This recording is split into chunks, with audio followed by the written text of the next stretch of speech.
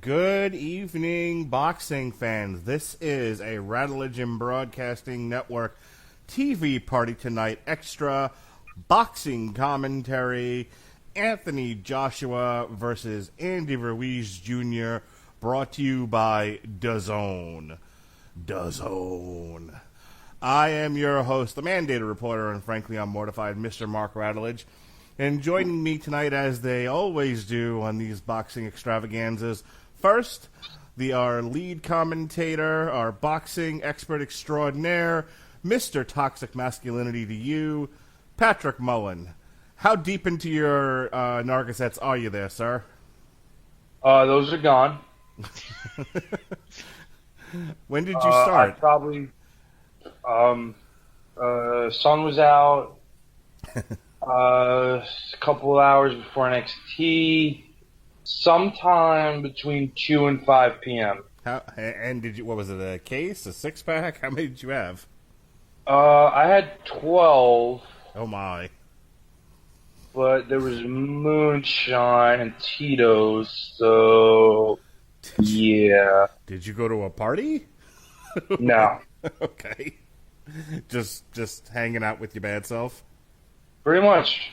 Terrific. And our second chair tonight, the spiritual Howard Lederman of our group. Ladies and gentlemen, fresh off his coverage of UFC, Gustafsson versus Smith from Sweden. Ike is from Sweden. I, of course, like meatballs. Ladies and gentlemen, Mr. The last word to you, Robert Winfree. How do you do, sir? I mean, that event was just so dull. Just so dull. Anthony Smith done messed up Gustafsson so bad he sent him into retirement. Gustafsson's been flirting with the idea of retirement for a while. He said a few times that if he can't be champion, he's probably going to go do something else. And it's one thing to lose to, the John Jones and the Daniel Cormier. Jones again, because, Jones and DC are generational talents, if not like once ever. Those are very, very special fighters. But his fire was even a little bit starting to diminish going into the Jones fight, and Jones, beat him up pretty solidly. I think he's had kind of one foot partially out the door for a while now, and this was just the excuse to finally get it over with.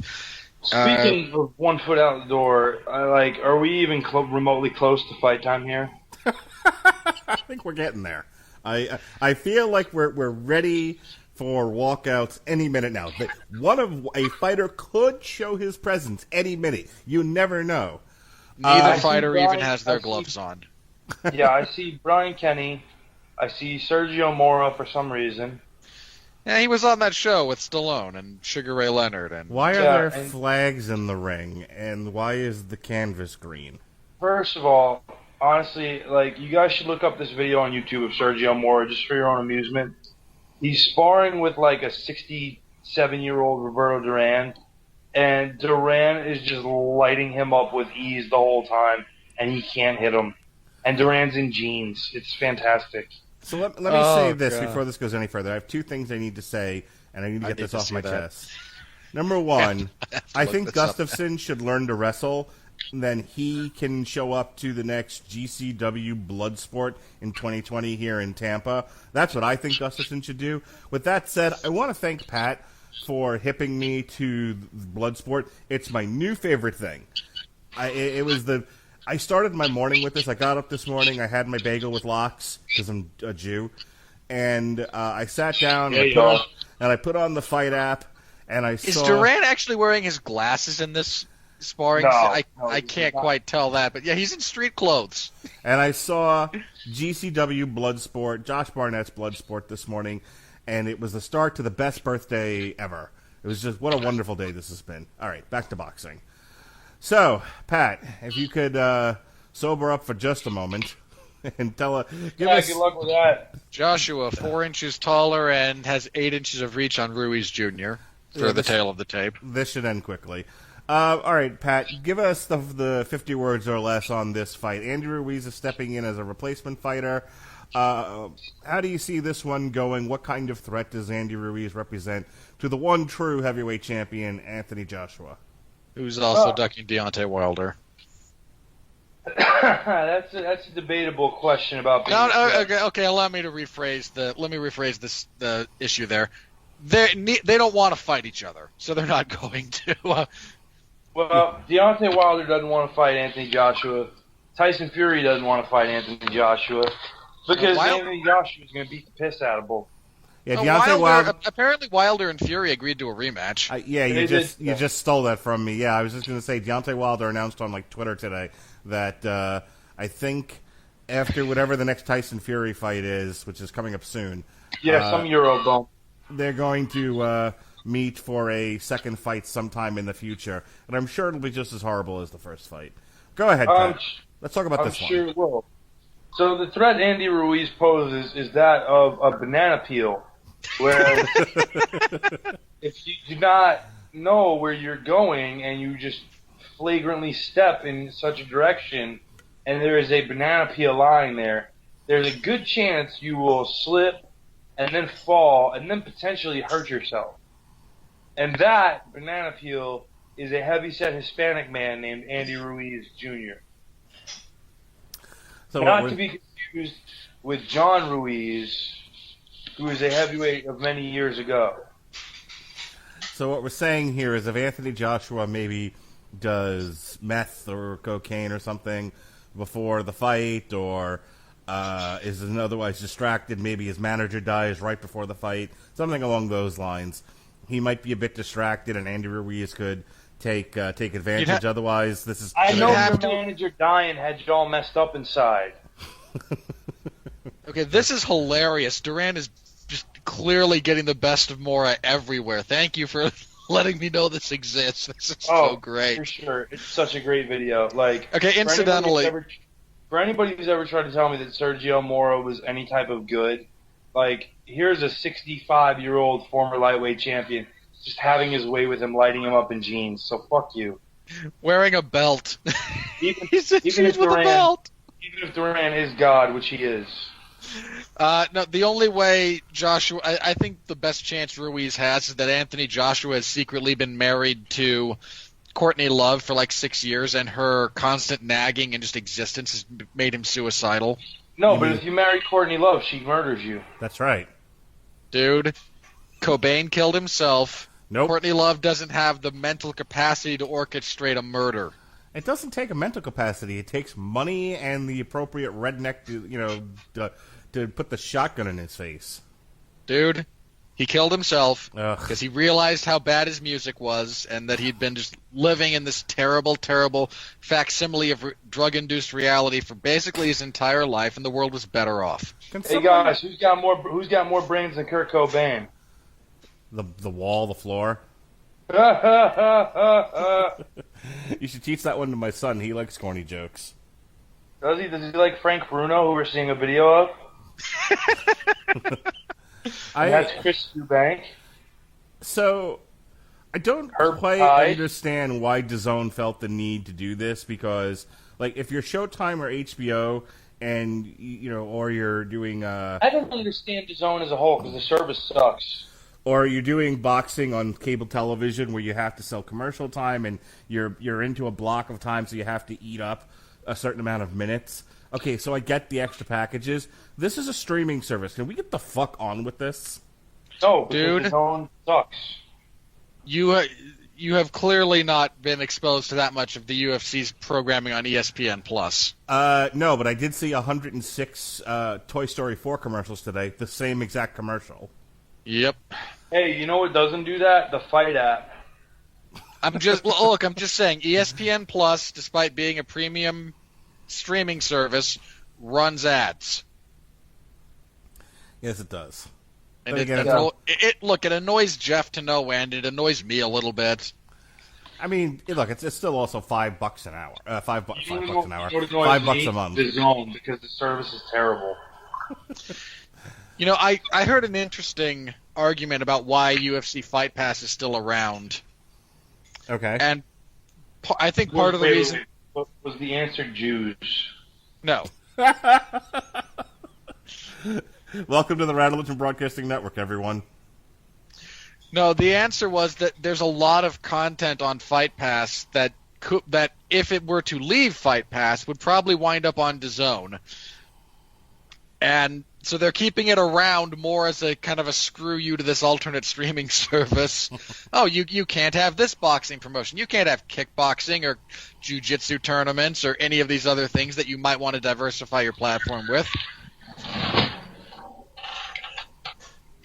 Cool, look at that. My glass is empty. Oh, God, that sparring was so great. Thank you for that. All right. Do we have any other pre-fight analysis here, or what have you got for me, Pat? You got to have something in your repertoire of boxing analysis. Look, it's very, very simple.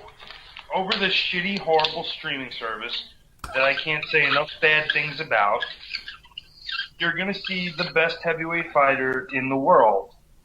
And, the problem is there's nobody in his league, and there's nobody who is promoted to be in his league that's willing to fight him. And therein lies your biggest problem. He's already fought and beaten better fighters than both Tyson Fury and Deontay Wilder. Combined. He's fought Charles Martin, who's probably better than both of them. He's fought Vladimir Klitschko, who, despite the loss to Fury, is a better fighter than Fury. So it's one of those things where you watch him because you want to watch just the best available heavyweight with talent there, and you want to see him do incredible things, and that's fine. But if you're looking for him to be challenged, I'm not going to lie to you, it's probably not going to happen. Look, Ruiz is, and I say this without, I'm going to phrase this in a way that could be taken as a pejorative. I don't mean it as such, but he is the prototypical fat man with fast hands in combat sports. He's the Ace Romero of boxing. That's not a reference I get. Like a Joey Beltran or a Fabio Maldonado. Ah, okay, got it. He does have fast hands. He can throw combinations. Like I said, he has. Listen, he's an offensive-minded fighter, which is good. And I even think he'll win the second round of this fight just by being busy. But I think Anthony Joshua is just going to overwhelm him and break him down and stop him sometime around the 6th or 7th round.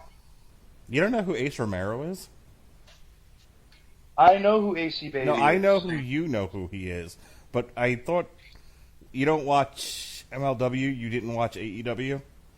No. Okay, so Google it real fast. Then when you're done with that, Google Barrington Hughes. Because those two I want in the main event of WrestleMania next year. I will not subject myself to that. Rob, MLW actually puts their shows up on YouTube now instead of just being sports. So if you got time to kill, some of them are fun. I might have a look at that then at some point in the future. Like, honestly, you guys would love Mance Warner. I'll say that. They're on the Fight app. I just haven't. It's like the one thing that was on my list of things to watch today that I just never got around to. Right, but for those who don't have the Fight app, MLW's live YouTube page, or not live, but they have a YouTube page that does broadcast the shows. You got Pillman Jr., Bulldog Jr., Teddy Hart, L.A. Park, El Hijo de L.A. Park, Sammy Callahan, Low Key. There's a lot of good guys in MLW. Yeah, that's a pretty decent assemblage of talent. Tom Lawler, heavyweight champion of the world. And there it goes out the window. No, he's doing good stuff. I like Tommy. He's one of those guys who's a much better professional wrestler than he ever was fighter.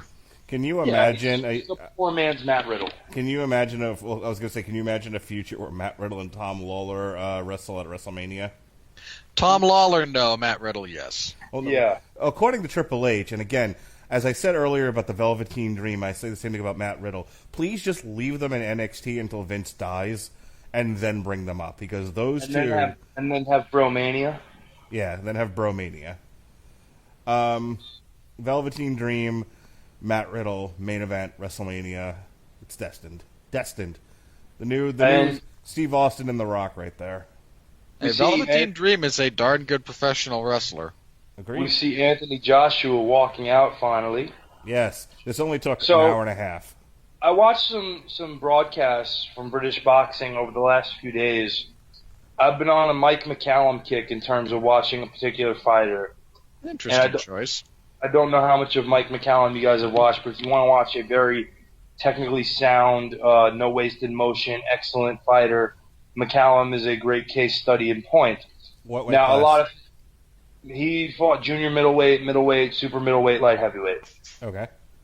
So he's fought a lot of names people recognize, names like James Toney, Roy Jones, Donald Curry. He fought a lot of guys, but he fought a lot of British fighters, such as Michael Watson, Harold Graham, and those fights were not initially broadcast in the United States live. They were broadcast on tape delay later on. So it's always funny to me to listen to the Sky Sports commentary, because for every balanced Sky commentary you hear, like the fight with him and Watts and Harold Graham is very balanced in my opinion and fair. But then you have the fight with him and Michael Watson, where commentary is basically giving Michael Watson every round, and then he just demolishes Watson, I believe, in the 11th round, after just punishing him for a while. And they're like, "Where did this come from? We don't understand." Well, I thought he was doing quite well there. It's like the second best call ever by British commentary, other than when Harold Graham fought Julian Jackson. And like, if you've never seen it, Graham's winning every minute of every round of this fight. And Julian Jackson just hits him with one counter right hand, and Graham just sinks, and the commentary literally yells, "Oh no!" That reminds me of my favorite Mike Goldberg call of all time. Just the one where Anderson Silva has precise precision. No. Like, I'm not riffing on his stupid verbiage in this instance. I have two, and they're both related to, surprise, surprise, the same fighter.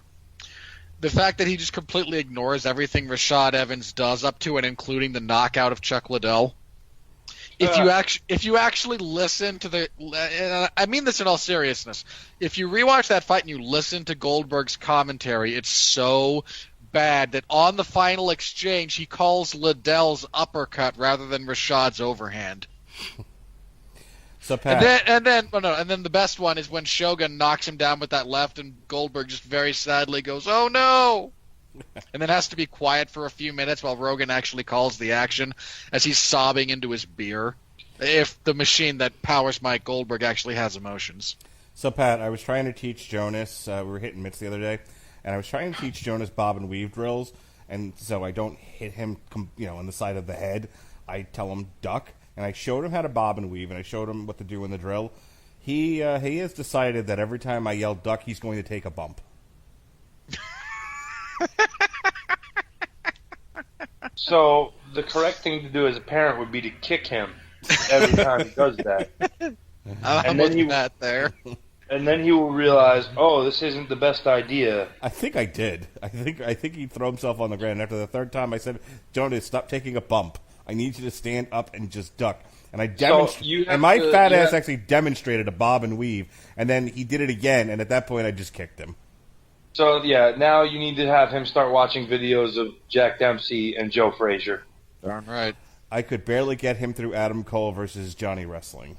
Well, yeah, well, that's because, one, it's like 7 hours past his bedtime, and two, they were hitting fucking finishes that either one of these guys wouldn't get up from.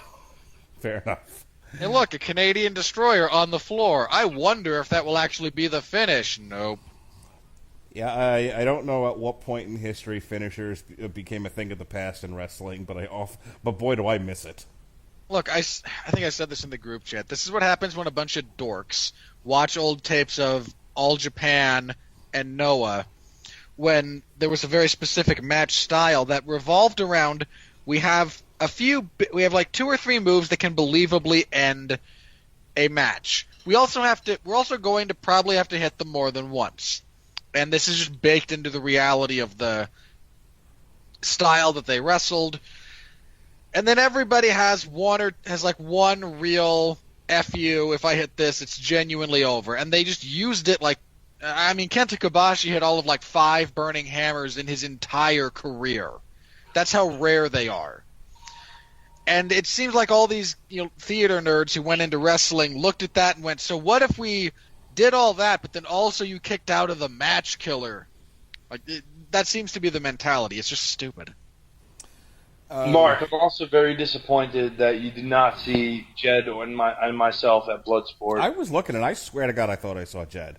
But you guys said you weren't sitting in the entrance aisle, and I'm telling you right now that there was a guy sitting in the entrance aisle that was Jed's twin brother. But we anyway, were not. We were hard cam second row. But here's what I was going to tell you. I think that's why I enjoyed Game Changer Wrestling's Josh Barnett's Bloodsport as much as I did, because it looked like believable wrestling. Josh Barnett versus Suzuki didn't, but the rest of it...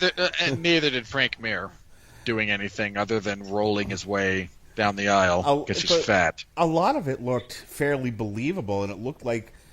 it was definitely a little bit more mat-based than wrestling used to be, but it still looked fairly believable, and you could convince somebody who had never seen anything like this before that these were shoots instead of works. And I kind of missed that about today's wrestling, where so much of it is now finisher, go home. Like that's the style of wrestling we're currently in. Like, hey, I kind of miss when this used to look like wrestling. Minoru Suzuki stared defiantly at me when I offered to shake hands as if I was going to back down, and I didn't, and I shook his hand. Don't get me wrong. Him versus Josh Barnett was straight out of late 80s, early 90s WWE, but still. I was going to call it late 80s, early 90s All Japan. Fair enough. Mark's not familiar enough with Japanese wrestling. He's too racist. Thanks, Robert. All right, speaking of racist, let's watch Andy Ruiz Jr. versus Anthony Joshua. I think we might actually be about ready to take their robes off. They're still singing anthems. Are they really? Okay, let me ask you this then, Pat, because we need to kill time. We need to kill time, and this gets brought up all the time whenever a fight like this comes around. It's talked about all the time how there's never been a Mexican heavyweight boxing champion. There's been plenty of great Mexican fighters. I'm curious, is it just that there's not a lot of Mexican heavyweights? Or is it just that they've come up in the wrong era? The average Mexican's 5 feet tall. I'm asking. I am aware of that. This is a bit of a genetic aberration, but it's not unheard of. It's more to do, honestly, with the lack of nutrition available to Mexicans. In all seriousness, that they're not able to grow people to a certain size, where not only while maintaining that size they can be athletic. That's why you don't have a heavy amount of Hispanic players in the NFL. Hispanic in general heavyweights in both MMA and boxing are very rare. They're not impossible. They're just rare.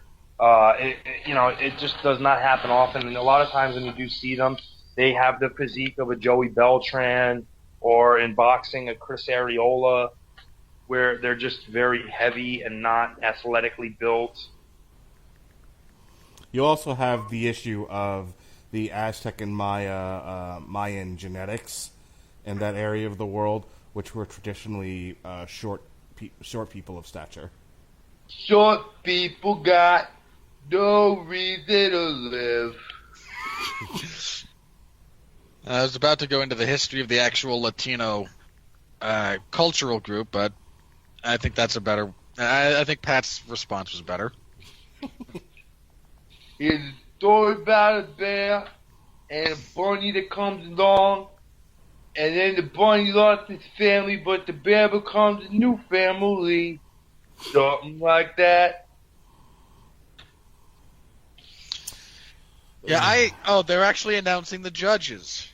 Hooray. Yeah. Okay, I mean this in all seriousness. No, you don't. Okay, mostly seriousness. I sit through a lot of crap. All right, I do. I sit through crappy movies because Mark makes me. I sit through poor. I suffered for literally years watching UFC events on Fox Sports 1 that would routinely run from first prelim until sign-off over 6 hours. I think the average was like 6 hours and 20 some odd minutes, and there were some that ran longer.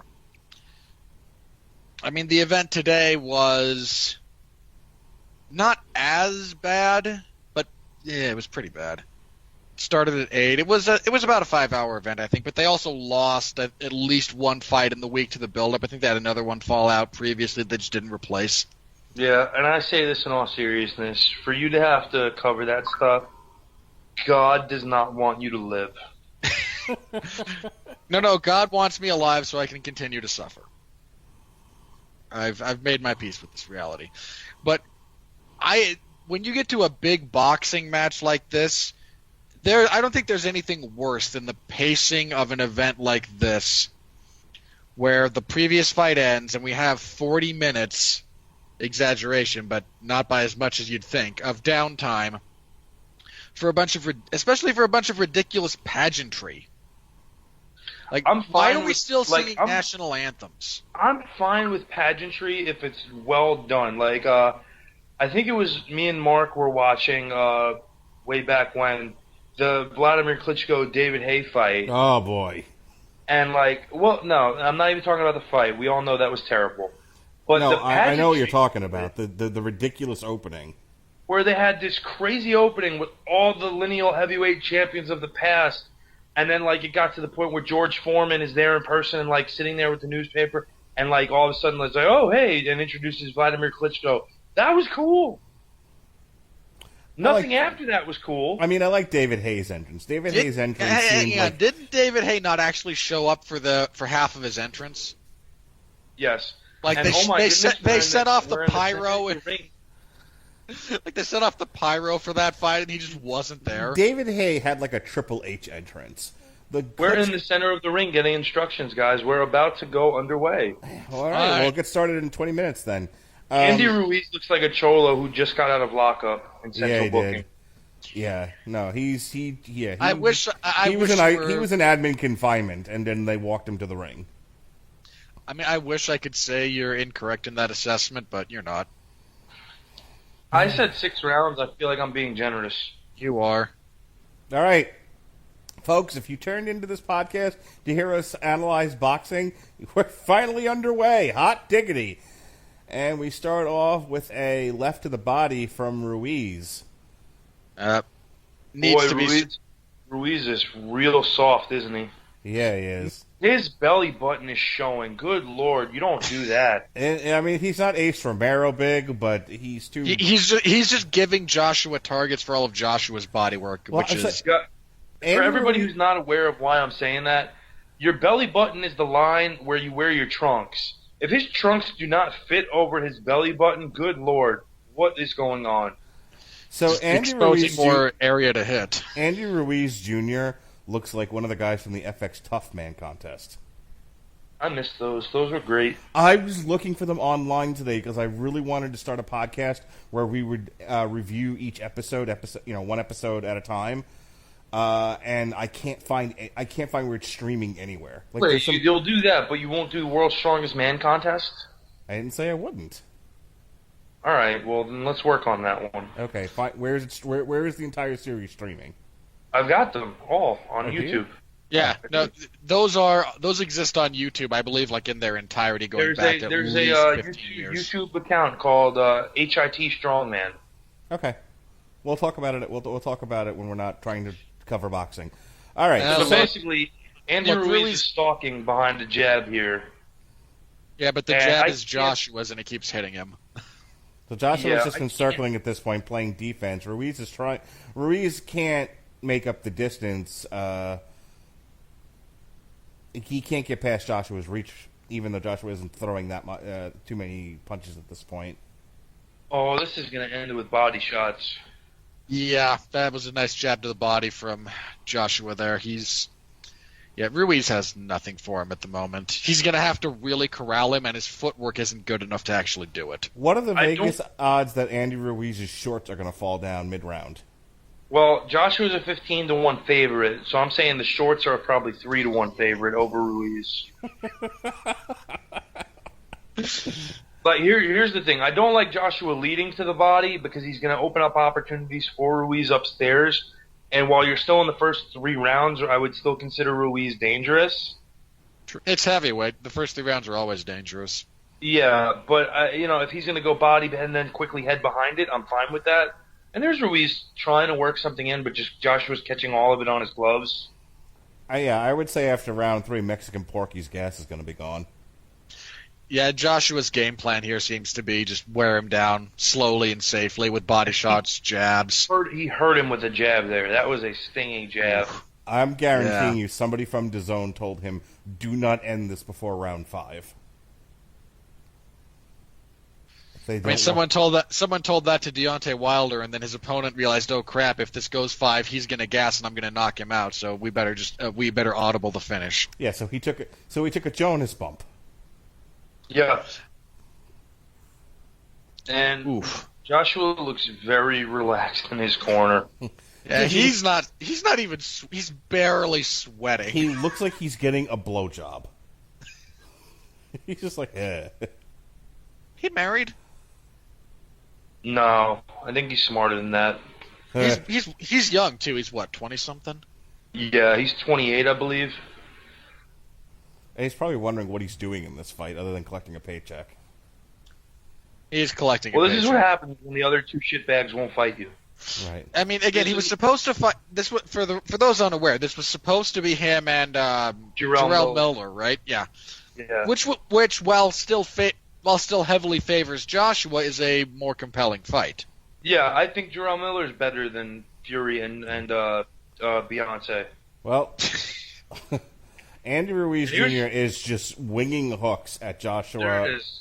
Turn it into a Cholo bar fight at some roadside cantina. Sir. I was going to say, when I said, apparently he can hear me through the app because I said this looks like a tough man show, and he was like, that's a great idea. Well, look, he came to the realization that he can't outbox Anthony Joshua, as though that wasn't patently obvious based on every known quantity of both men leading up to the heat death of the universe. So in his corner between rounds, he started the channel Butterbean?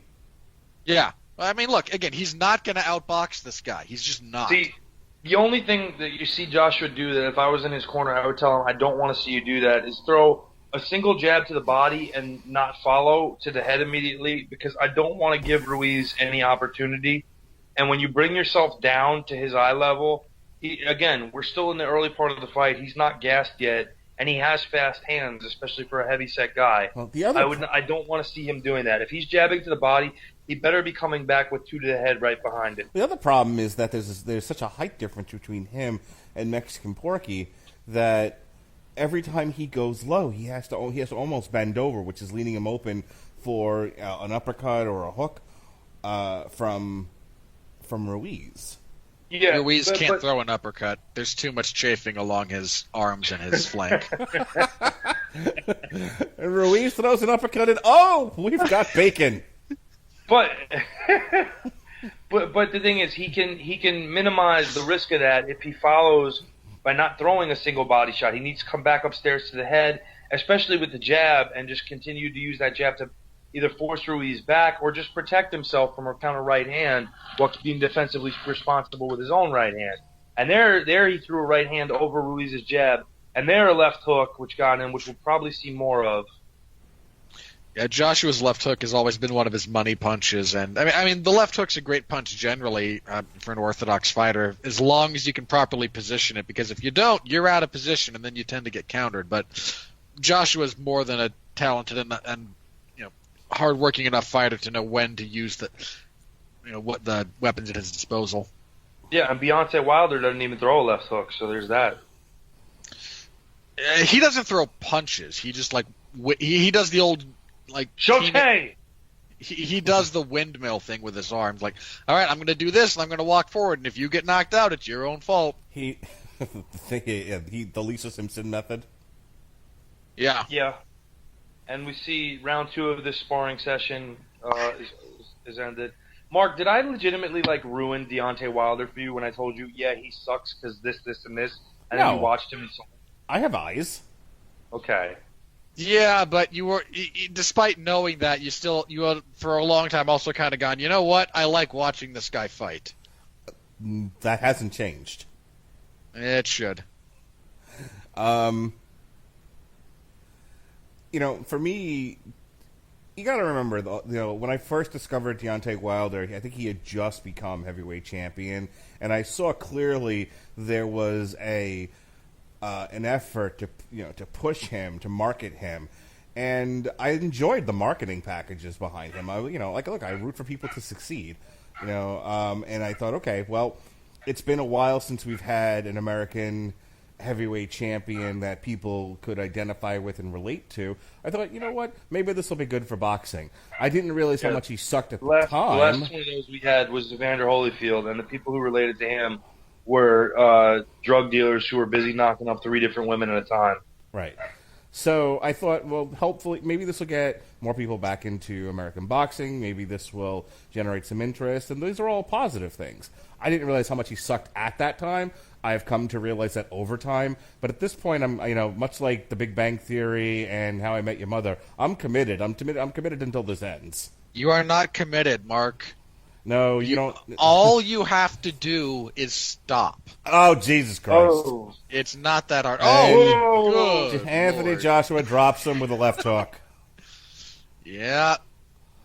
He was looking for that. Whenever Ruiz has tried to pop off with his right hand, Joshua snuck a left hook in, and he's touched him with it but hasn't thrown it with authority. There he did, and he dropped Ruiz, who, to his credit, does not appear overly hurt. Just he got hit very hard and put on the seat of his pants. Trying again to drop him with those same hooks, not having as much success this time. And, for fuck's sake! Ruiz got a left hook in. And Right. Joshua's down. Andy Ruiz Jr. with Deontay Wilder's type palm strikes, or as Pat has said, shotes. Look, this is what happens again at heavyweight when you get a little bit sloppy, and Joshua got a little bit punch happy looking for the finish there. We've got Roadhouse happening, folks. And I don't understand why Joshua decided to go toe-to-toe with him when he was having his way from a distance. Ruiz has developed a nice little shiner on his right eye from that Well, left we hook. get some elbow and some kidney shots in. That's a good boy, Ruiz. Throw those dirty shots. That's right. Dirty this up.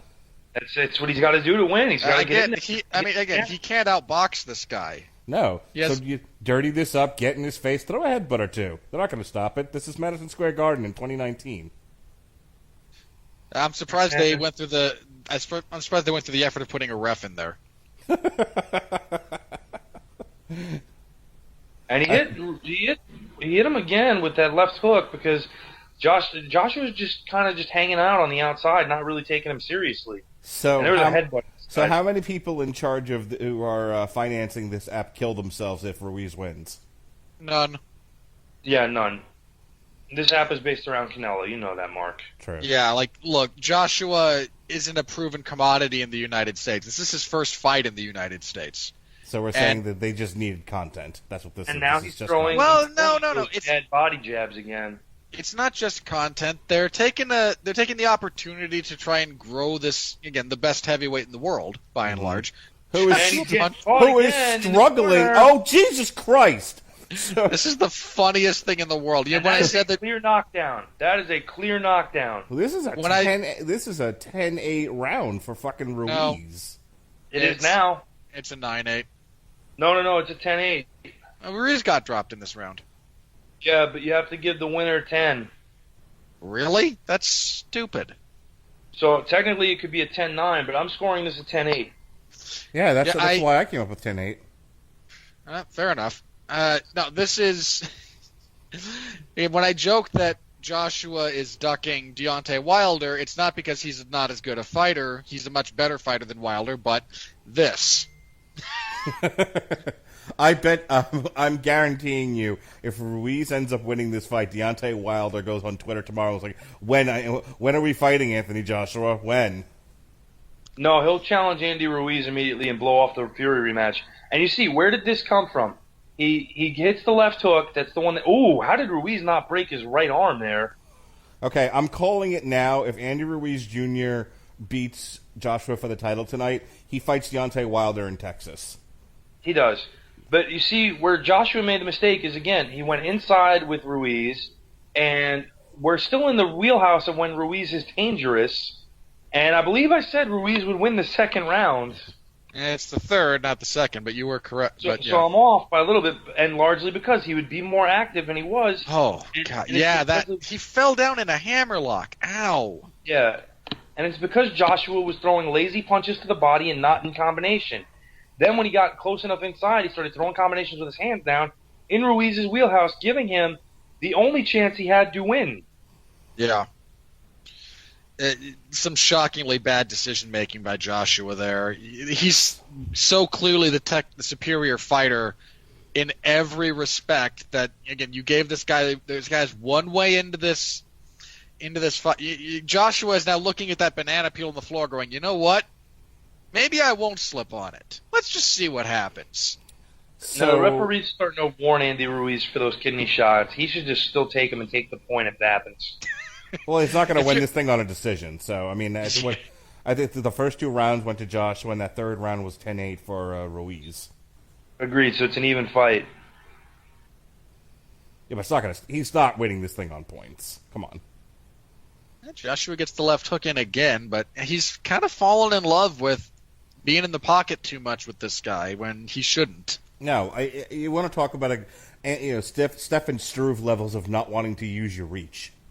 It reminds me of Evander Holyfield fighting Burt Cooper. Why is that, Pat? Well, Evander Holyfield was very clearly a superior athlete and even a superior technician to Burt Cooper, who was known as a dangerous puncher early in fights, but who would gas out and not give you much after a certain point. Holyfield decided to go toe-to-toe with him in his hometown of Atlanta, and Holyfield got dropped for the first time in his career and was in serious trouble of losing the heavyweight championship to journeyman Burt Cooper.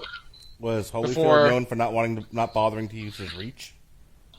Well, it was less about the reach and more about the strategic decision making in that case. Again, yeah, Burt Cooper came really close to winning before he did what Burt Cooper pretty much usually did against anyone who was any good. Ran out of gas, dropped his hands, and probably got knocked out? Correct. Pretty much. Well, Burt Cooper was awesome. Also true. Rest in peace, Burt. And you see Joshua here much less willing to engage at this point, sitting on the outside like he did the first 2 rounds. Ruiz got frustrated, actually dropped his hands and kind of dared Joshua to come on a little bit. And I think, hopefully, Joshua's corner, Robert McCracken, telling him, that is a bad idea, please do not do that again. No, what he should do is cover up a bit, don't take damage going in, but get in close with Joshua, and then again, continue to rough him up. Instead, don't play into Joshua's game with sitting on the outside waiting for to be jabbed.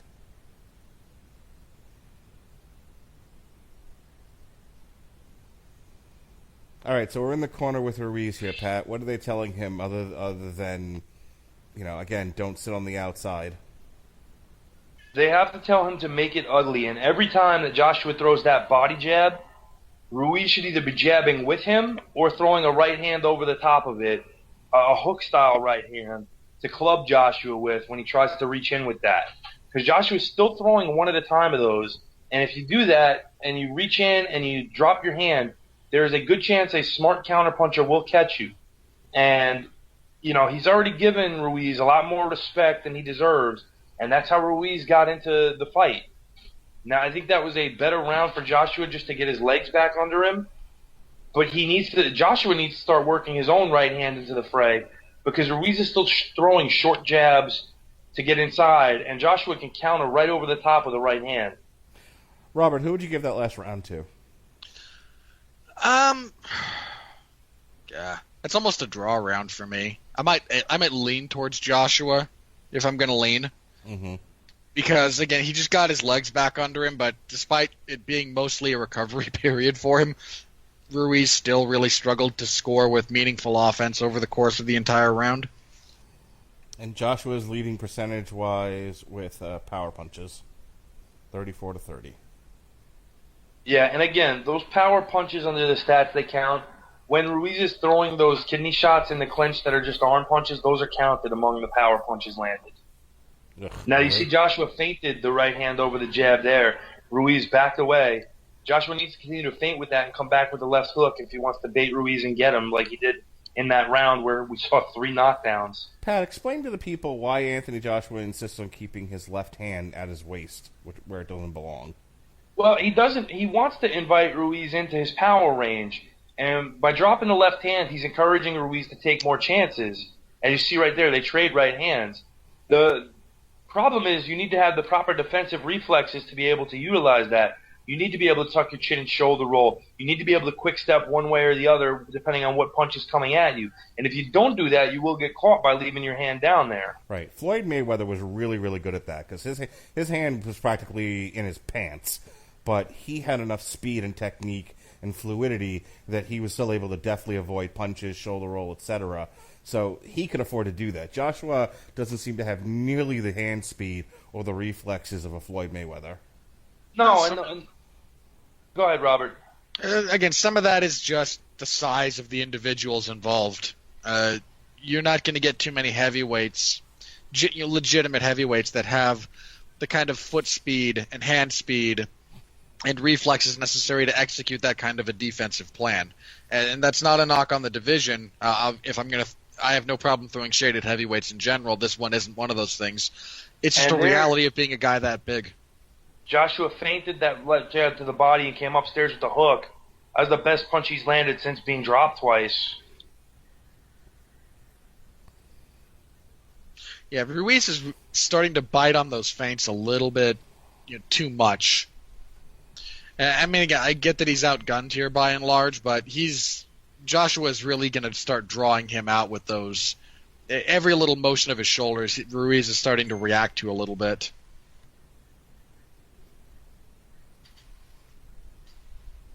All right, and then I think Ruiz just landed an overhand right. It was picked off. He landed a short jab behind it. Now, the problem with where you see Joshua doing the lean-in, Joshua's extending his upper body too far out over his lead foot. When you do that, you're off balance and much more likely to be dropped. Yeah, his posture every time they really engage is so odd. It might just be the size difference, but it's just weird. Well, I mean, I'll put it to you this way. The first amateur fight I ever had, I fought a guy who was 8 inches shorter than I was. And we weighed the same. Dang. And that should probably tell you in terms of physicality where we were. One guy looked very lean and light. The other guy looked like he was carrying a spare tire under his trunks. Now, to do that, I simply stayed up top. I didn't go to his body. Granted, it was a 4-round fight, but I made the conscious decision not to do that because I didn't want to put myself in danger. Joshua has not done that, and as a result, he's gotten dropped twice. And there he's scoring with the left hook again. And now Ruiz is more stationary. He's not bobbing, not really weaving. And his legs are going. It's pretty clear that Ruiz's legs are starting to leave him. Ruiz takes the center of the ring. You have Joshua sort of circling on the outside. Not circling like that Korean guy did earlier in the UFC fight. Jesus Christ. He was practically skipping around the ring. I've seen that. Yeah, I wish it wasn't as common as it is.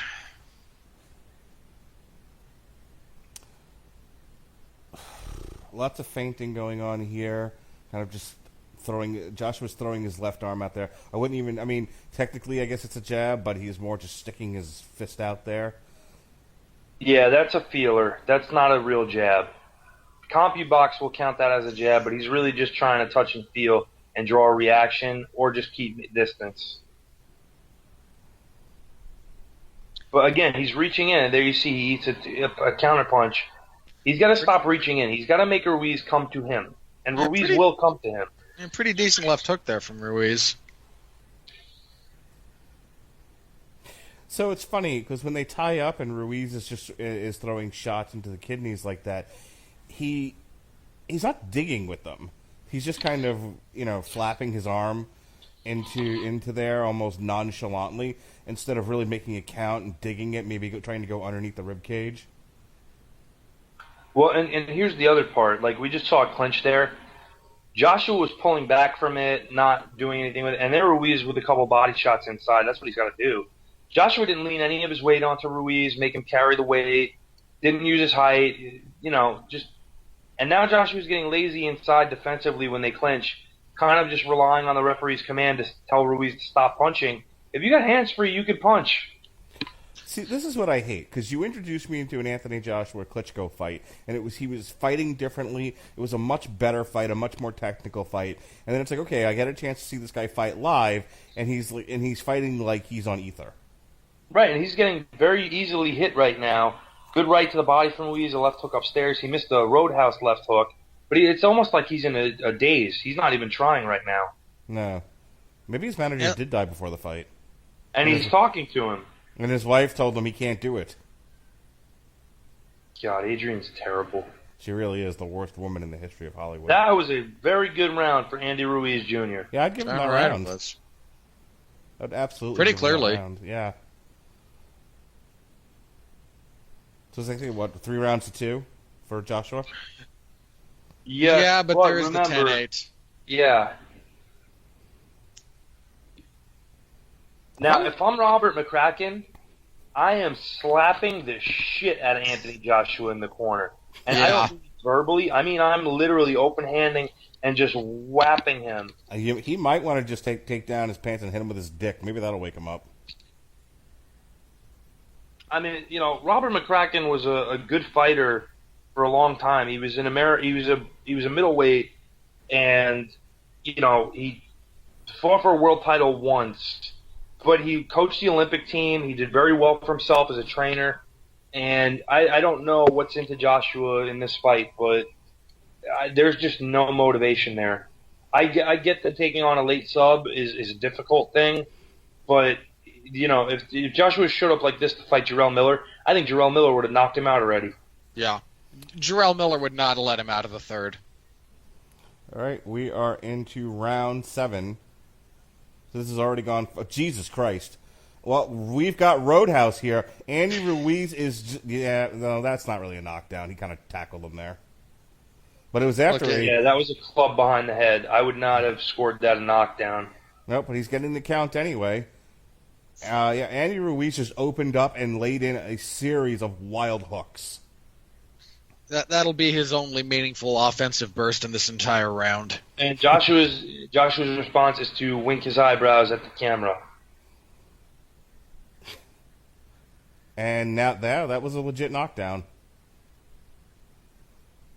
Yeah, that was a legitimate knockdown. I don't know what's going on here. Joshua looks almost, honestly, like Oliver McCall when he fought Lennox Lewis, but the opposite. He looks like he's about to cry. Well, that would be Oliver McCall against Lennox Lewis. He looks manic, which is odd. I'm starting to... Oh, shit, they called it. Yeah, this is weird. I'm wondering what's going on in that guy's head. Now I'm questioning the psychology he went into in this fight. I don't know why that was stopped. Unless he said something to the referee. Maybe I give up. I don't know. Boss. This is a strange one. This is bizarre. All right, in case you're not following, you're just listening on the Radulich Broadcasting Network, Andrew Ruiz Jr. just won this fight against Anthony Joshua and is your new heavyweight champion. Which belt is this, by the way? The belt. Terrific. One of them. It's good analysis, guys. Thanks. This is very odd, and I say that not because wow, who's that chick on the right? She's all right. Yeah, she's pretty hot. Probably his wife. But I say that because Joshua's in full possession of his faculties, congratulating Andy Ruiz, and this is weird. All right, so as I said, your next fight for Deontay Wilder is against this guy, and they'll be doing it in Cowboy Stadium. Mark my words. Well, we've now had a Mexican heavyweight champion in boxing, so that talking point's dead. I almost will guarantee you that we'll hear tomorrow about Joshua checking into rehab or something. Yeah, no. As somebody in the mental health profession, there is clearly something wrong with him mentally, and it was going into this fight. I mean, on the plus side, Deontay Wilder can renew hostilities between Black and Brown and knock this guy out in 20 seconds after Ruiz takes the payday to take the dive. Because there's no markings on Joshua's face. His left cheek's a little swollen and his nose is bleeding a little bit, but it's not. They trade left hooks and he actually gets the better of it, but Ruiz starts clubbering with the right hand. He gets a good one in. He's covering. He gets clubbed behind the head, which is not really a knockdown, but they called it one. And Joshua's kind of a little bit stunned by that reaction, we'll call it. Yeah, there's just something that was off about him. I couldn't tell you what it is, but I wouldn't be surprised if you're right that within the next couple of days we find out that there's something really bothering him in his personal life. I want to see the second knockdown because he's not getting hit clearly. He gets good right hand in, and another right hand. I think this is maybe still a replay of the first. Yeah, this is a replay of the first.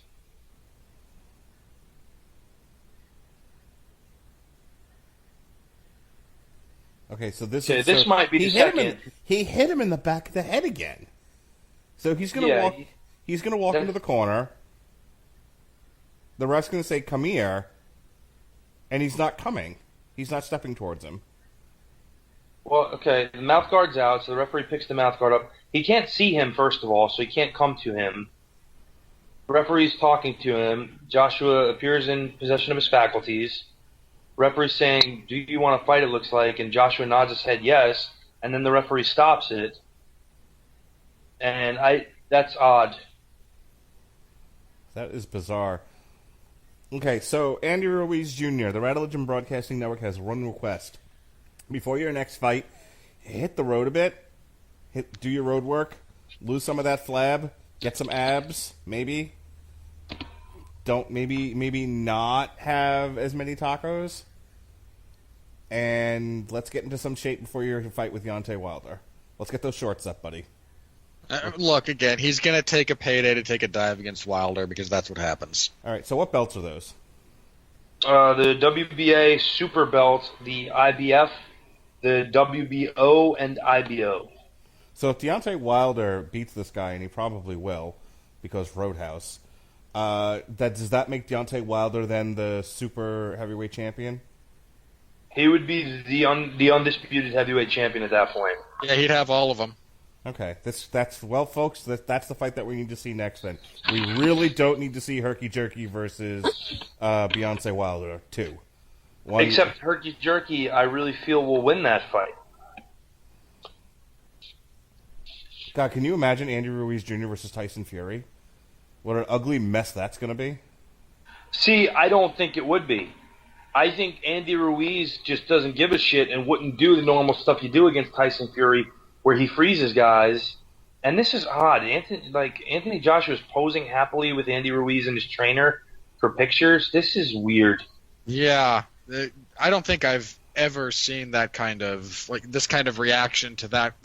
Something's. I don't think anything was screwy or corrupt, but there is something off about this. No, I don't think. I think he checked out before the fight, and he walked in there thinking, "Well, I'll just beat this ham and egger, and I'll go deal with whatever's bothering me." And then this guy fucking hit him in the head one too many times, and he said, "All right, I don't want to do this anymore." Yeah, something's weird about this, and not in a good way. Like when Oliver McCall fought Lennox Lewis the second time, and McCall was clearly having a paranoid schizophrenic breakdown because of his addiction to crystal meth. That was one thing. That was literally Lewis was hitting McCall with devastating punches that McCall was not reacting to, which is normal because McCall had a great chin. But he then refused to fight, was crying. this is as strange a thing as I've seen in terms of reaction since that. What if it's the other way though? I mean, we make jokes and we're only semi-serious about DAZN pushing Canelo and giving him fights that he doesn't deserve by on the cards. What if something happened behind the scenes here? If they're doubling down on being the streaming service of the Mexican people? Yeah. I highly doubt that. I don't know how many Mexican heavyweight boxers are there that could conceivably compete at this level. I mean, listen, Andy Ruiz has had 2 fights against heavyweights ranked in the top 10 prior to this. He lost to, good Lord, Joseph Parker from New Zealand. And then he beat Alexander Dimitrenko. But this is a Dimitrenko who was well removed from his days in the top 10 and had just lost to Bryant Jennings.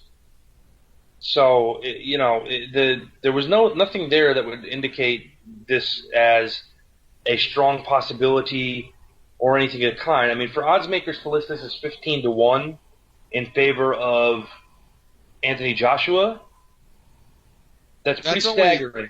That's only some of them.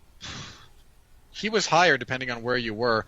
Joshua was like a minus 2,500 favorite in some places. So he was, again, you could find more than 15-1 odds in his favor. Yeah, and look at him being jovial after this is I've seen my share of heavyweight title fights. I've seen my share of heavyweight title fights where a guy loses. Now he's trying to grab the microphone. He's not there.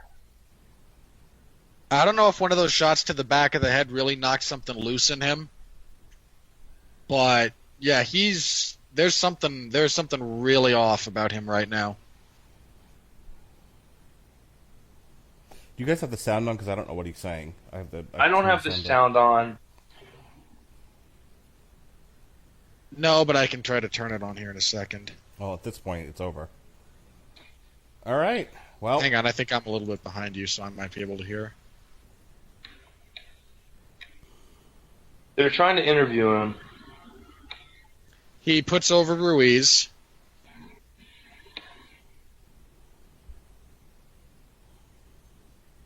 And now they don't want to talk to him. They're talking to somebody in a tuxedo. He puts over the crowd a little bit. He implores Ruiz, I believe, to represent the Mexican people, and then walks off. That's odd. I might be mishearing that. I'm not standing by that, really, at any rate. All right, let's see what we can find here on Twitter before we call it a night here.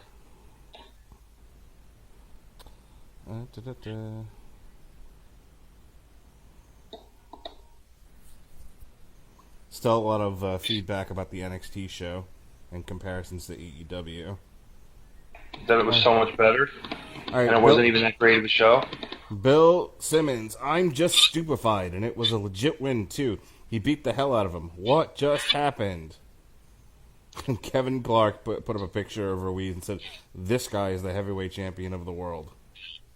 My favorite one in that same vein is him standing next to Joshua, and it just says, now I know what a perfect combat sports athlete's body looks like.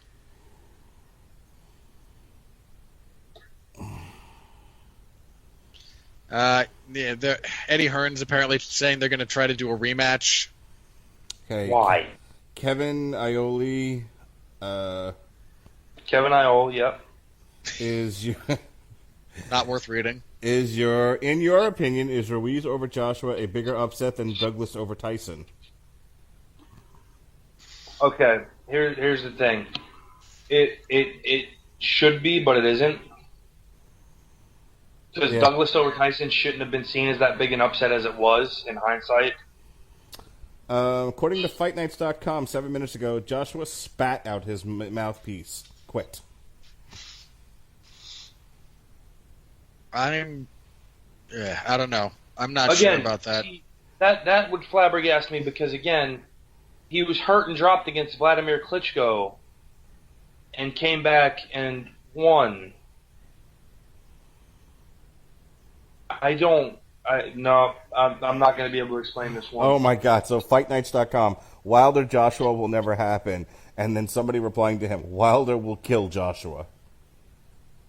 The way he fought tonight, yeah, he will. If he went into a fight with Wilder like that, yeah, that would have been over much faster. Because Wilder has, I mean, look, I mock his technique all the time because he's a terrible boxer, but he hits hard enough to stop a moose.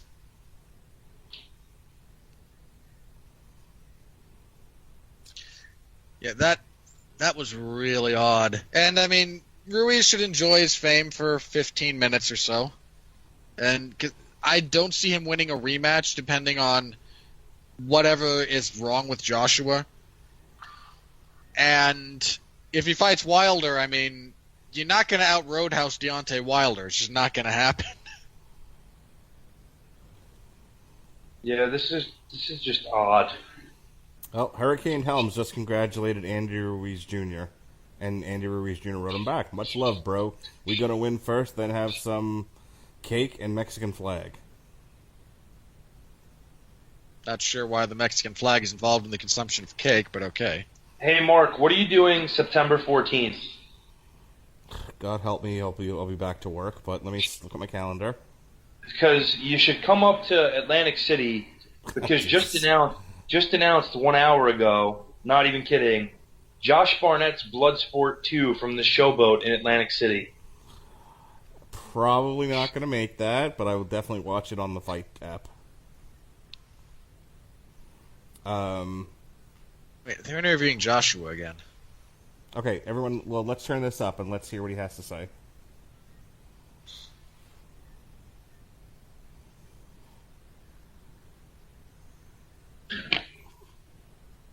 What's going on, Rob? Hang on, I gotta adjust my...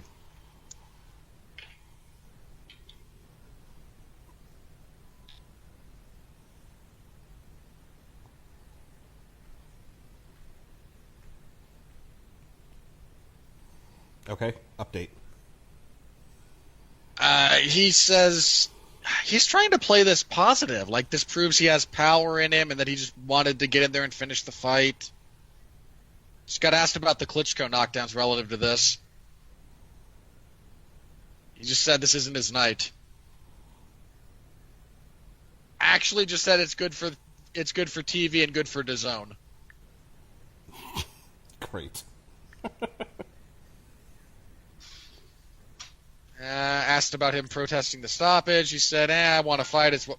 This is the weirdest post-fight interview from Joshua I've ever seen. This is not how he normally talks.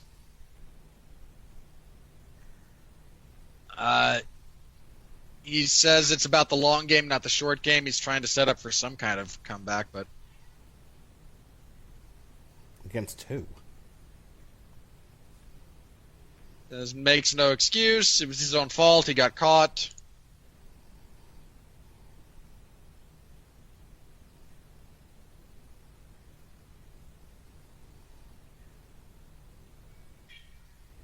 Says he would have preferred this to have been Deontay Wilder, because Deontay would have paid him to take the dive, I assume. He does have an immediate rematch clause. And says he's 100% going to exercise that. Ian McCall. This is why boxing can't have nice things. He just... Yeah, that's an odd post-fight interview from him. Still had the towel on his head that whole time. I mean, again, that was just odd. And again, I'm not saying anything, I don't think it was dirty. I don't think he took a dive or anything, but that was just odd. I wish I had a better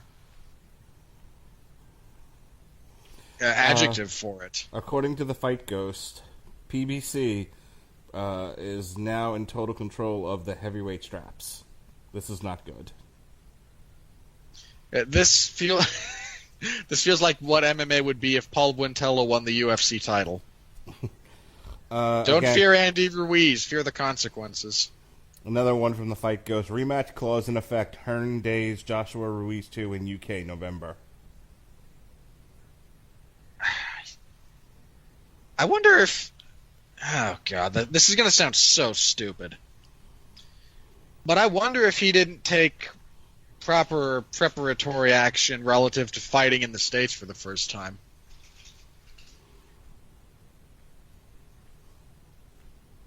I mean, again, there's a time difference. He lives like he's fought in London, so I'm not going to claim it's an air quality thing. But I don't know, man. I wonder if if there was something about the location that threw him off, or some accommodation he has in the UK that he didn't have here that messed up his prep work. This in from Cody Rhodes. Holy Ruiz, and then he posted a gif of The Rock from Jumanji going, wow. All right, good for him, I guess.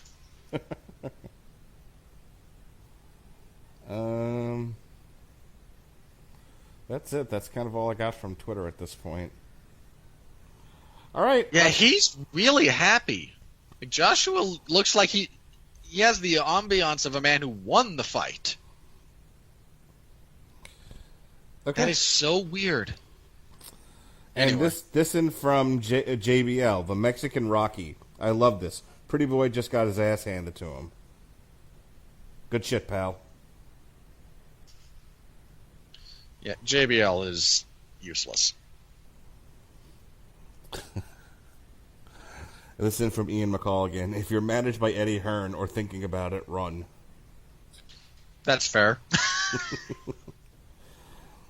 Pat, any final words before we say good night on this very weird podcast?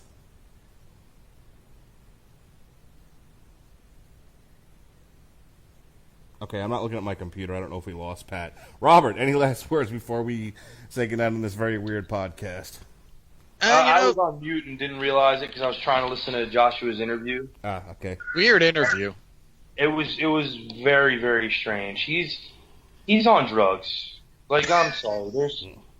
He's on drugs, or he was paid a lot of money to lose this fight. So this in from one of our friends in a group chat. Why is Luis Guman the champ? It's a fair question. Not wrong. No, in all seriousness, he's either on drugs or he took a dive. And I'm betting it's drugs. He looks less like Luis Guman and more like Julio Iglesias. Not Julio. What's his face? Iglesias. Fluffy. Gabriel Iglesias, yeah. So I had to run through like 4 or 5 Iglesias. Because Anthony Joshua was on meth. If he were on meth, he'd be more awake. No, his eyes are super dilated. He's awake. He just doesn't care. I'm going, this is pills. He's on, like, Dilaudid and shit. Roxycontin. He found he found them Quaaludes. Because it's the 70s? Why not? Well, do they even make Quaaludes anymore? No, but they just get more potent with time. No, he's on meth. No, he's not on meth. I've seen meth. He's on opiates. Opiates or opioids? Opioid. They're the same thing. Oh, how dare you, sir. And I call you a medical health professional. I can no longer refer to you as such. He's on Dilaudid or pain pills. He's on some sort of opiate. All right. I like that Andy Ruiz has the AR because it reminds me of Ace Romero. I hope Ace Romero accompanies him to the ring, and Barrington Hughes accompanies Deontay Wilder. That's what we need. One more time. Pat, final words. Go.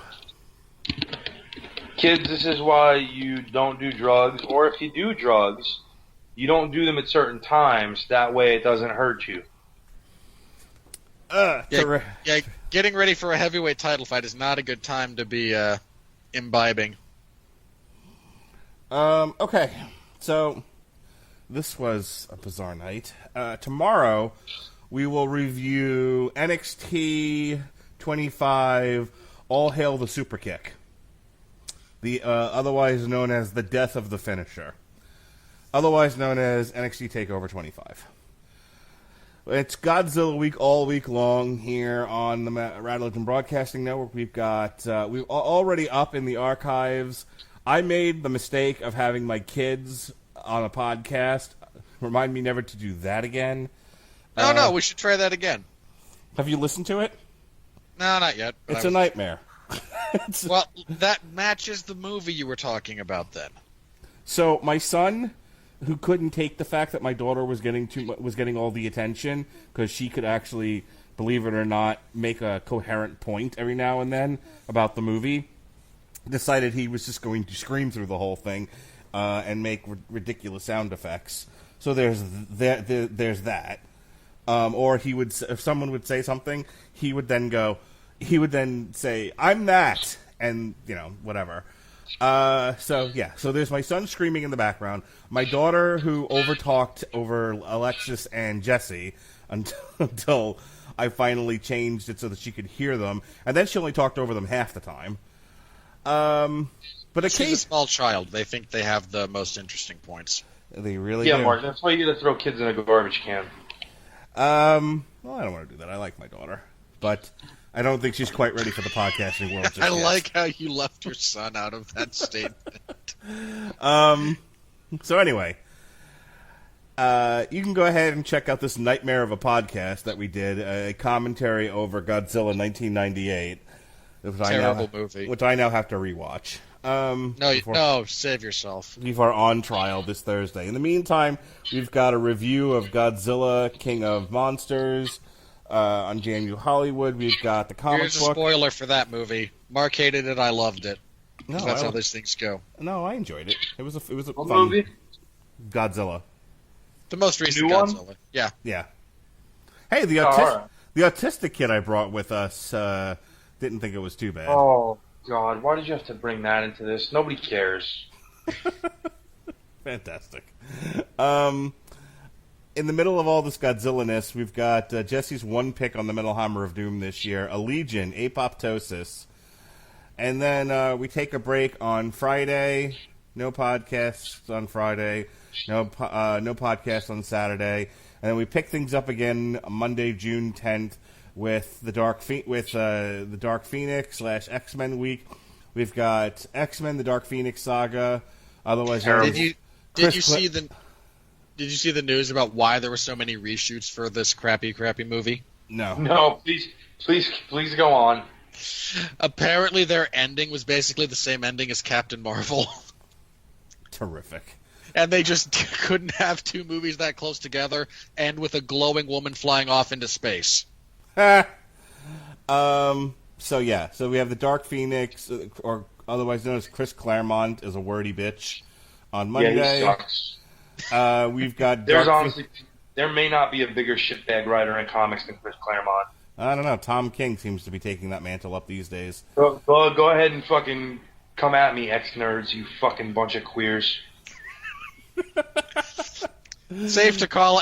I'm pretty sure there's not a lot of overlap between X-Men fans and people who are going to listen to us comment on a boxing match badly. I don't think anyone's listening anymore. Anyway, so we've got a review of Dark Phoenix on June 11th.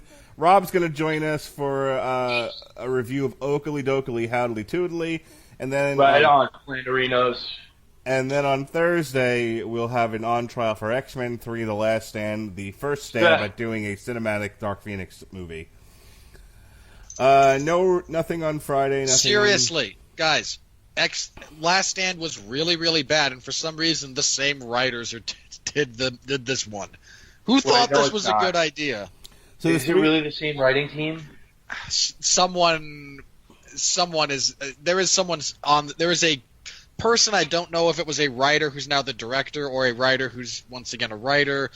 There was something like that, but yeah, you have one of the same principals that was involved with X3 who just really decided, you know what, let's try this again once more with feeling. It's good shit, pal.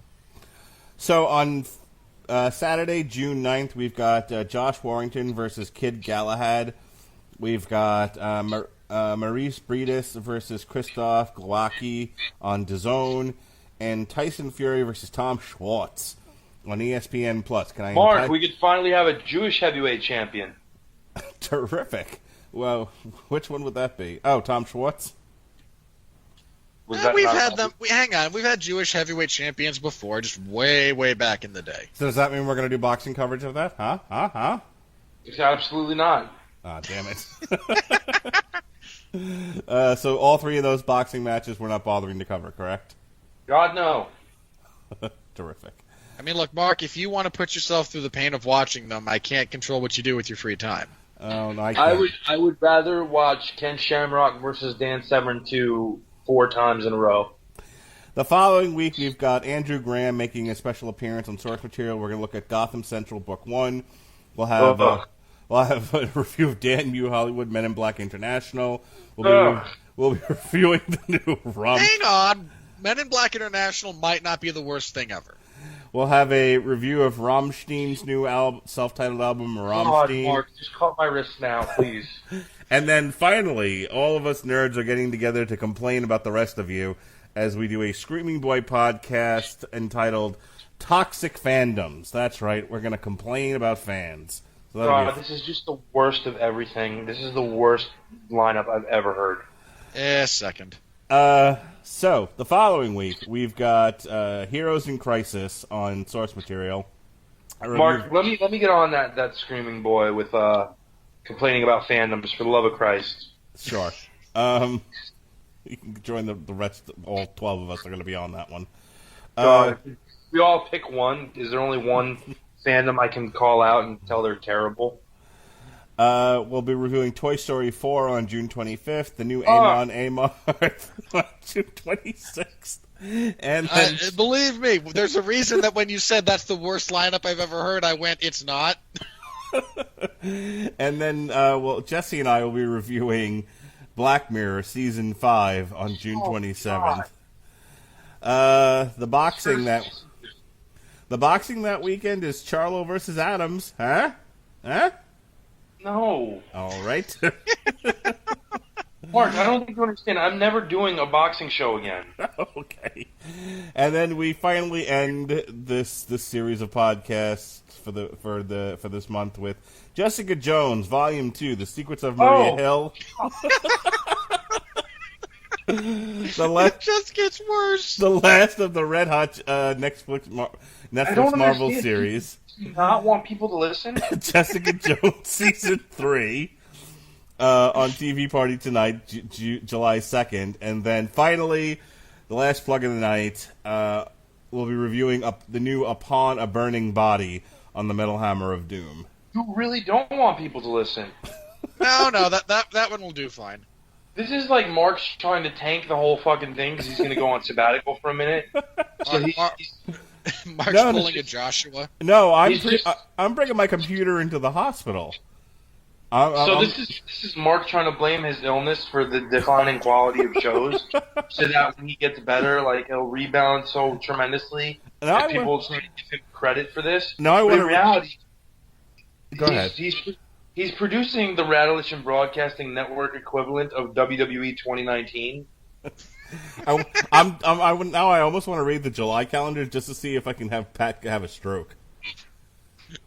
Go for it. There's a fucking belt like around my neck right now. It's not tight, but it can be real quick. July 8th, we've got a Source Material, Ultimate Spider-Man, Volume 4, Legacy. God, terrible. We've got a review of Far From Home on Tuesday, the new Glory Hammer on July 10th, and then an on trial for Spider-Man 3, because we've already done The Amazing Spider-Man 2, so I can't do that one again. Oh, God, that's fucking awful.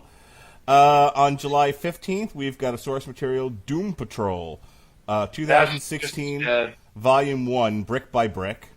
We've got a Damn You Hollywood for the movie Crawl.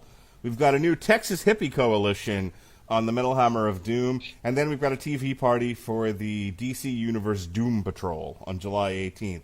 Hey, there's a Pacquiao fight versus Thurman on July 20th. Huh, Pat? Huh? So, everybody, I'd like you to know that the number is 1-800-273-8255 for the National Suicide Prevention Lifeline. I want you guys all to know that even somehow with this shitty lineup, someone somewhere is listening. So, again, that number is 1-800-273-8255 or 1-800-273-TALK. On July 22nd, we've got Cloak and Dagger, Shades of Grey from 2018. See my message 5 seconds before this. We've got a review of The Lion King, the live-action Lion King that's coming out. We've got a review of Sabaton, The Great War. And then we've got a TV party for Cloak and Dagger Season 2. And then finally, on July 29th, we've got DC versus Hanna-Barbera 3. We've got a review of Once Upon a Time in Hollywood from Quentin Tarantino. We've got a review of the new L7, Scatter the Rats. And then an on-trial August 1st for Pulp Fiction. I mean, like, I get that, like, just because you have cancer, like, why do you want everyone else to? Should I do August? No. No? This bit is done? This is just the worst shit I've ever heard. Okay, well, I'm not even joking. This is just terrible. Like, I listen to this stuff. I'm not going to listen to any of this. okay.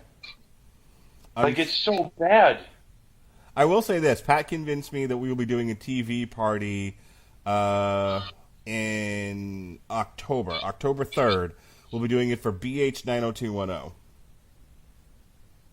Yeah, so 90 babies, come on out and have some fun, because from July to October, it's a whole lot of find other stuff to do. Yeah, there's some decent stuff in there. Is there really? Yeah, we got Hannibal Season 3 on September 3rd. But we also have She-Ra Season 3 on September 12th. Yeah. What? You just had to undercut your own point there, didn't you? You just couldn't take the win. What Yeah, show Hannibal you Season 3. Great show. Great season of a great show. Just couldn't leave it there. Couldn't do it. And then what show after Hannibal? She-Ra Season 3. Oh, for fuck's sake, Mark! Why are you still reviewing that? You want to capture that 0.04% of the population of the world? Those shows, believe it or not, the She-Ra shows do very well. Yeah, I'm not surprised, because you know why? They all want to hear some shit. This is I'm okay, you're okay, I'm special. We're all just a bunch of special little fuckers. Fucking losers. Do you realize that She-Ra killed the Masters of the Universe franchise, and I'm not even kidding about that? How's that? Okay, not to get into a whole thing, but the Masters of the Universe toy line and cartoon show was hot property, and then all of a sudden they came up with She-Ra, and as soon as they came up with She-Ra, and I'm not making this up, sales on everything Masters of the Universe declined, because now girls were into it, and the target demographic of Masters of the Universe was like, I don't want to fucking play with girls. How is there a girl like He-Man? This is bullshit. I don't want to get involved in this. Fuck He-Man. I'm done. And that was it. And then all the fucking toy stores that were loaded with the Masters of the Universe line cut prices on all the action figures to like $3.99 clearance, put them all on the end caps, and then when they thought the damage had, sufficiently went away, and they tried this He-Man and Space deal in 1990, no, the cancer was still there. So they remade it in 2002, and it was fine, because they didn't do the She-Ra shit, and now they're just remaking She-Ra, because they assume if they remade He-Man, they would have to do that, and He-Man would just die a horrible death. Yeah, there's actually... I don't know if you ever watched this series, Mark, but there's a Netflix documentary series called The Toys That Made Us. Yep, I've gotten through part of it. Yeah, the episode of Masters of the Universe goes into a bit of that. Interesting. See? So, again, not lying. Also, the She-Ra's for queers. What do you want to say? That's legitimately the audience. She-Ra's there for queers. People who can't figure out what bathroom to use. She-Ra, yeah. Okay. Well, folks, I hope you enjoyed this presentation of a TV Party Tonight Extra boxing commentary. If you want to have your spirits uplifted, Google Weird Al Yankovic, everybody. That would be the second time in 2 days he's been brought up on one of my podcasts. It happens more than you think. All right, folks, that's it. Be well, be safe, and behave.